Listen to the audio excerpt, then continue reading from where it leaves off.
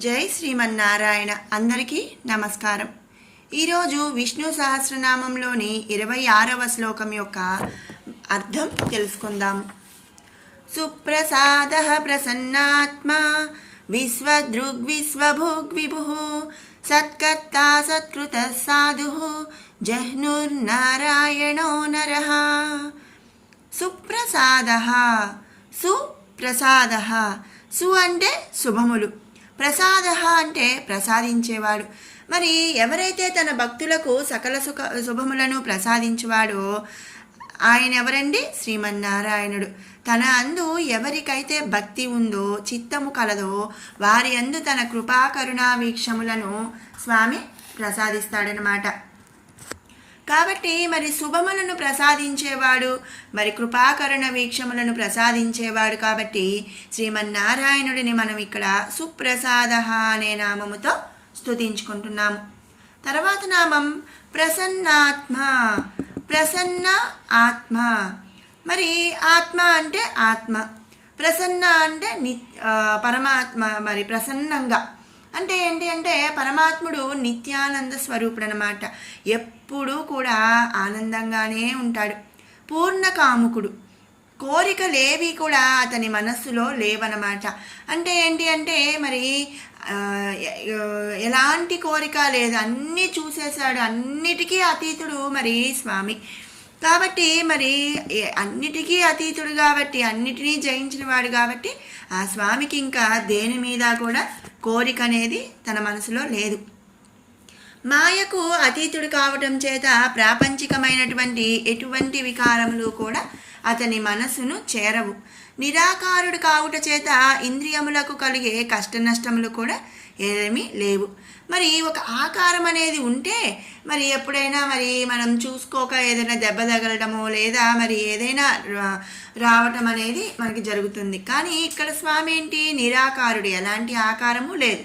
మరి ఎలాంటి ఆకారము లేనప్పుడు, మరి ఆకారమే లేనప్పుడు మరి ఇంద్రియాలకు మరి ఏ కష్టము కలగదు కదా. కాబట్టి ఆయనకు ఇంద్రియాలకు ఎలాంటి కష్ట నష్టాలు లేవు.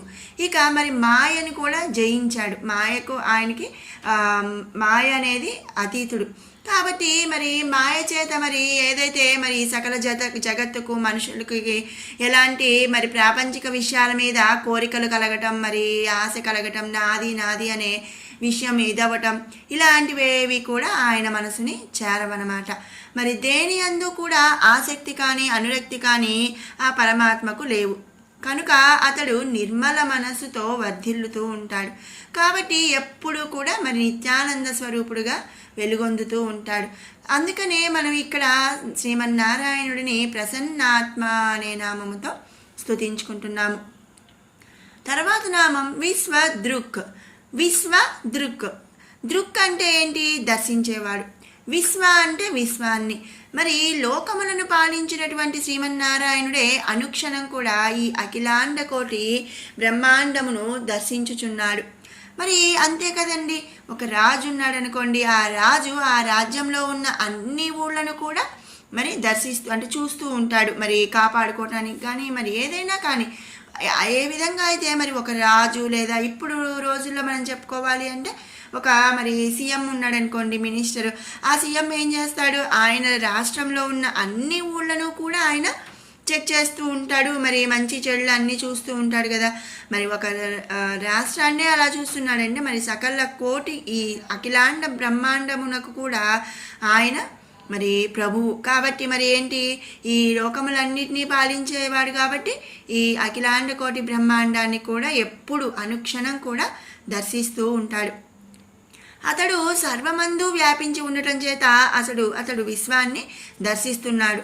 మరి మనం చెప్పుకున్నట్లు ఈ సకల జగత్తులో కూడా ఆ స్వామి మరి అంతర్యామిగా వ్యాపించి ఉన్నాడు.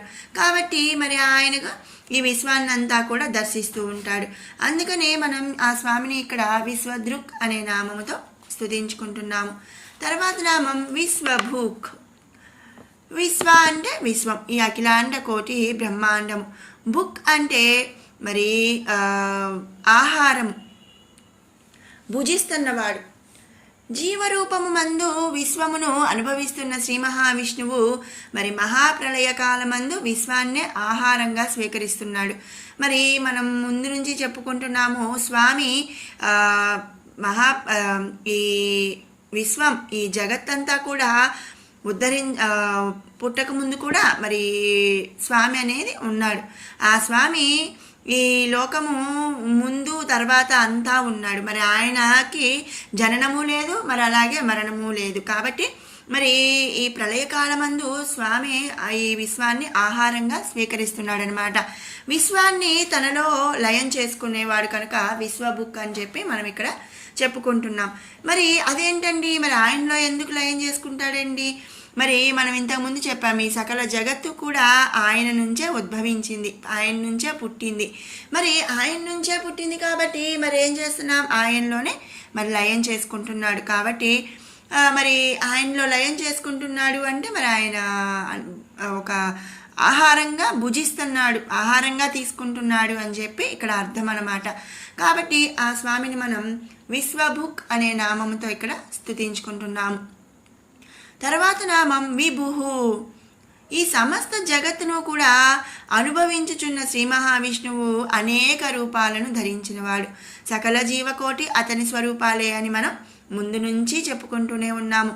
భగవంతుడిని ఏ రూపముతో కొలిచినా అవన్నీ కూడా శ్రీ మహావిష్ణువుకే చెందుతాయి. కనుక లోకరక్షకుడైన ఆ నారాయణుడే విభుహు అని చెప్పి చెప్పుకోబడుతున్నాము. కాబట్టి ఇక్కడ మనం స్వామిని విభుహు అనే నామముతో స్తుతించుకుంటున్నాం. తర్వాత నామం సత్కర్త. సత్కర్త, సత్ అంటే మరి మంచి, సాధువు. కర్త అంటే మరి కోరికలు కావచ్చు, కర్మలు కావచ్చు, ఏవైనా. తన అందు భక్తి శ్రద్ధలు గల సజ్జనులను, సాధు పుంగవులను కూడా రక్షించేవాడు. ఆయన పని ఏంటండి, కర్త. మరి కార్యం ఏంటండి, ఆయన కర్త ఏంటండి, సాధు పుంగవులను, సజ్జనులను, మరి ఆయన్ని భక్తి శ్రద్ధలతో పూజించే వాళ్ళని రక్షించడం అన్నమాట. వారికి వారి వారి కోరికలను ప్రసాదించి సత్కరించేవాడు శ్రీమన్నారాయణుడు. కాబట్టి మనం ఇక్కడ స్వామిని సత్కర్త అనే నామముతో స్తుతించుకుంటున్నాము. తర్వాత నామం సత్కృత. భక్తి శ్రద్ధల చేత భక్తులతో నిత్యము సత్కరింపబడువాడు. పైన ఏంటండి, వాళ్ళ వాళ్ళ కోరికలను ప్రసాదించి సత్కరిస్తున్నాడు. ఇక్కడ సత్కృత అంటే ఏంటి, భక్తి శ్రద్ధల చేత భక్తులతో నిత్యము కూడా సత్కరింపబడుతున్నాడు. సత్కరింపబడటం అంటే మరి పూజింపబడటం. మరి పండగలప్పుడు మనం స్వామిని మరి పూజిస్తాము. అలాగే మరి ఆయా రోజుల్లో అంటే ఒక్కొక్కసారి ఒక్కొక్కటి మరి బ్రహ్మోత్సవాలని ఇట్లా ఏవేవో చేస్తూ ఉంటాం కదా, అలా సత్కరించబడుతున్నాడు అనమాట. నిత్యము ఏదో ఒక కైంకర్యంతో ఏదో ఒక మరి దాంతో స్వామి సత్కరింపబడుతూ ఉంటాడు. కాబట్టి మరి భక్తి శ్రద్ధలతో భక్తులతో నిత్యము సత్కరింపబడువాడు. కాబట్టి సత్కృత అనే నామంతో మనం ఇక్కడ స్వామిని స్తుతించుకుంటున్నాము. తర్వాత నామం సాధుహు. శ్రీమన్నారాయణుడు సకల లోక కార్యములను సాధించు శక్తి సంపన్నుడు, ధర్మమును ఆచరించు సద్గుణ సంపన్నుడు. తను ఆచరించు ధర్మాలనే తన భక్తులకు కూడా బోధించేవాడనమాట. కనుక అతను సాధు అని చెప్పి అనబడుతున్నాడు. మరి ఏ విధంగా అయితే ఇప్పుడు మనం సాధువులు ఉంటారండి, వాళ్ళు సకల లోక కార్యాలను మరి అన్ని అంటే వాళ్ళు సాధువులు ఏం చేస్తారండి, వాళ్ళ సంసారాన్ని అన్నిటినీ కూడా మరి వదిలేసి మరి ఆత్మజ్ఞానాన్ని కలిగి వాళ్ళు మరి ధర్మాలు వాళ్ళు పాటిస్తూ మరి ఎదుటి వాళ్ళని కూడా పాటించాలి అని చెప్పి బోధిస్తూ ఉంటారు. ఆ విధంగా మరి శ్రీమన్నారాయణుడు మరి తను ఆచరించే ధర్మాలనే తన భక్తులకు కూడా బోధించేవాడు. కాబట్టి మనం స్వామిని సాధువు అనే నామముతో ఇక్కడ స్తుతించుకుంటున్నాము. తర్వాత నామం జహ్నుహు. తన భక్తులు కాని వారికి తన మహిమలు సాక్షాత్కారమును దాచువాడనమాట. తన భక్తులు కాని వారిని భగవంతుడు తన మహిమలు దాచుటనందు అర్థం అటువంటి వారికి ఆ పరమాత్ముడి కృప ఉండదు. ఏదో ఒక సమయంలో అంటే మరి కొన్ని రోజులు మంచిగా అంటే సంతోషంగా ఉన్నా కూడా చెడ్డవాళ్ళు ఎప్పుడైనా సరే మరి ఆ పరమాత్ముడి కృప అనేది ఆ చెడ్డవారి మీద ఉండదు. ఏదో ఒక సమయంలో వారు నశించక తప్పదనమాట. ఏ విధంగా అయితే మరి రాక్షసుల ఇప్పుడు తప్పులు వాళ్ళు ముందు జన్మలో చేసిన మంచి విషయాలకి వాళ్ళకి కొంత సమయం అనేది మరి ఈ జన్మలో వాళ్ళు దుష్కర్మలు చేస్తున్నా కూడా వాళ్ళ పుణ్యం ఎప్పుడో ఉంది కాబట్టి అంతవరకు కూడా స్వామి నిరీక్షిస్తాడు. అంతేకాని ఆ రాక్షస పనులు చేసేవాళ్ళు అంటే దుర్మార్గులకు స్వామి ఇప్పుడు కృప అనేది చూపించడనమాట. వాళ్ళ మీద స్వామి కృప ఎప్పుడూ ఉండదు. సృష్టినందు ఉన్న ముక్కోటి దేవతలు పరమాత్ముడి అంశలే. ఈ దేవతనందు ఏ దేవతలను ఆరాధించని వారు మరి పరమాత్ముడికి విరోధులవుతారు. అంటే ఏంటి అంటే మరి కొంతమందిని ఇప్పుడు మనం చూస్తూ ఉంటాం, దేవుడు లేడు, ఏమీ లేడు, అంతా నేనే, నా గొప్పే, మరి నేనే చేశాను అని చెప్పుకుంటూ ఉంటారు. దేవుళ్ళని అసలు పూజించరు. వాళ్ళేదో తిన్నారా, వాళ్ళు ఉన్నారా అంటారే కానీ దేవుడికి ₹1 ఖర్చు పెట్టాల్సిన అవసరం లేదండి. ఏదైనా ఒక మరి కనీసం దండం కూడా పెట్టరు. అలాంటి వాళ్ళందరూ కూడా స్వామికి విరోధులు అవుతారంట.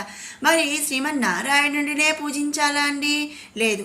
మరి అందరి దేవతలు కూడా ఆయన స్వరూపాలే. మనం ఈ సకల జగత్తు అన్ని దేవతలు మరి పంచభూతాలు అన్నీ కూడా ఆయన నుంచే వచ్చారు, ఆయన స్వరూపాలే మనం చెప్పుకుంటూ ఉన్నాం. మరి ఏదో ఒక దేవుణ్ణి మరి ఎవరికి ఏ నమ్మకం కలిగితే ఆ దేవుణ్ణి మరి పూజించవచ్చు. మరి ఏ దేవుణ్ణి కూడా పూజించకుండా మరి నేనే అంతా, నాదే అంతా, నేనే మరి ఇదంతా చేసుకున్నాను, నా గొప్ప అని ఎవరైతే తిరుగుతూ ఉంటారో వాళ్ళందరూ కూడా స్వామికి విరోధులవుతారంట. అటువంటి వారి మీద ఆయన కరుణా కటాక్షాలు ఉండవు. పరమాత్మనందు భక్తి శ్రద్ధలు కలవారికే అతని సాక్షాత్కారము సాధ్యమవుతుంది. కాబట్టి మరి మనం స్వామిని ఈ నామములో జహ్నుహు అని చెప్పి స్తుతించుకుంటున్నాం. తర్వాత నామం నారాయణ. నారాయణ. నారా అంటే జీవులని, ఆయన అనగా స్థానము అని అర్థం అన్నమాట. జీవుల స్థానం అని చెప్పి నారాయణ అని అర్థం. మరి సకల జీవులకు స్థానమై ఉన్నాడు కనుక అతడే నారాయణుడు. తనని ఆరాధించిన వారిని సకల కర్మల నుండి కూడా విముక్తి చేయగల నారాయణ మంత్ర స్వరూపుడు శ్రీమన్నారాయణుడు. అందుకని మనం స్వామిని నారాయణ అనే నామంతో స్తుతించుకుంటున్నాం. తర్వాత నామం నరహ. పరమాత్మకు నాశనం అనేది ఏమీ లేదు. మనం చెప్పుకున్నాం స్వామికి జనన మరణాలనేవి ఏవీ లేవు, నిత్యం ఉంటాడు. క్షరాక్షరములకు అతీతుడు. మరి క్షరాక్షరాలంటే ఏంటండి? ఎదగటం, తరగటం ఇవేవీ లేవు. అరిషడ్ వర్గాలను జయించుట చేత ఆత్మస్వరూప జ్ఞానం కలుగుతుంది. అజ్ఞానము చేత పరమాత్మతత్వం అర్థమవుతుంది. ఆ జ్ఞానము చేత పరమాత్మతత్వం అనేది అర్థమవుతుంది.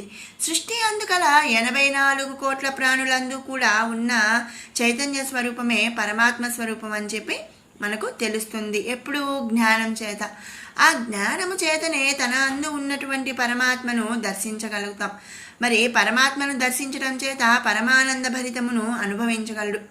అనుభవే వేద్యమైన పరమాత్మను దర్శించు వానిని మాయ వీడిపోతుందన్నమాట. అతడు జనన మరణాలకు అతీతుడైన ఆ పరబ్రహ్మ స్వరూపుడు అవుతాడు.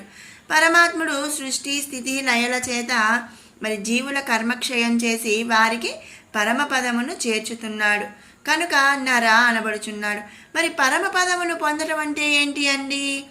చనిపోవడం అని కాదండి, వాళ్ళు మోక్షాన్ని పొందడం అన్నమాట. పరమపదం పొందాడు అంటే ఇక మోక్షాన్ని కలిగినట్టే. ఇక మోక్షం కలిగింది అంటే మరి మోక్షం ఎప్పుడు కలుగుతుంది? పరమాత్మే ఆత్మ, జీవాత్మ పరమాత్మ ఒకటే అని తెలుసుకోవటం వల్ల. అది ఎప్పుడు కలుగుతుంది? మనం జ్ఞానం కలగటం. మరి అలా మరి కర్మక్షయం చేసి జీవులందరికీ పరమపదాన్ని చేర్చుతున్నాడు కాబట్టి స్వామిని ఈ నామములో నరహ అని మనం స్తుతించుకుంటున్నాము. ఇది 26వ శ్లోకం యొక్క భావం. ఇప్పుడు 21 నుంచి 30వ శ్లోకం కూడా ఒక్కసారి పారాయణ చేసుకుందాం. మరీచిర్ధమనోహంసః సువర్ణో భుజగోత్తమః హిరణ్యనాభః సుతపాః పద్మనాభ ప్రజాపతిః అమృత్యు సర్వదృక్సింహః सन्धाता सन्धिमान् स्थिरः अजो दुर्मर्शन शास्ता विश्रुतात्मा सुरारिः गुरुर्गुरुतमो धाम सत्यः सत्यपराक्रमः निमिषो निमिषस्रग्वी वाचस्पतिरुदारधीः अग्रनीर्ब्राह्मणीः श्रीमान् न्यायो नेता समीरणः सहस्रमूर्धा विश्वात्मा सहस्राक्षः सहस्रपात् आवर्तनो निवृत्तात्मा संवृतः सम्प्रमर्दनः अहः संवर्तको वह्निः रनिलो धरणीधरः सुप्रसादः प्रसन्नात्मा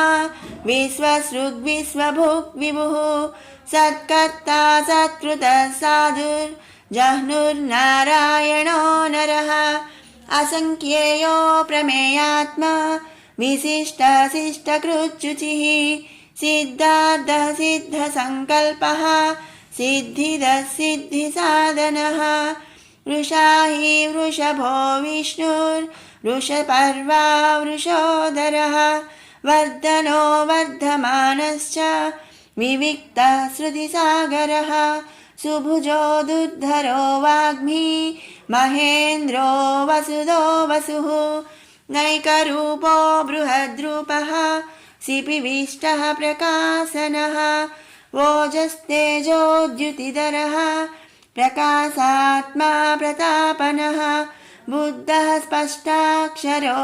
मन्त्रश्चन्द्रांशुर्भास्करद्युतिः।